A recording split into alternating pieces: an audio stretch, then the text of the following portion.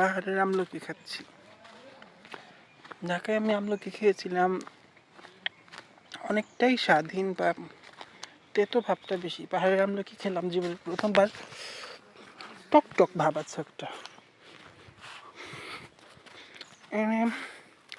সুপারি গাছের অনেক আধিক্য,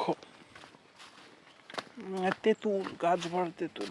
সুপারি পর্ব বাদ দেই, আমলকি পর্ব বাদ দেই, পাহাড় থেকে ঢাকা সোজা বইমেলা, এবং বইমেলাও শেষ হলো। মনটা খুব খারাপ। আসলে বইমেলা যে হয় সোহরাওয়ার্দী উদ্যানে, তার খুব কাছেই পুরান ঢাকা, এবং পুরান ঢাকায় যাওয়া মানেই পেট পুড়ে খাওয়া। পুরান ঢাকায় অনেক খাবার পাওয়া যায়, পেট পুড়ে আমি আসলে খাই না।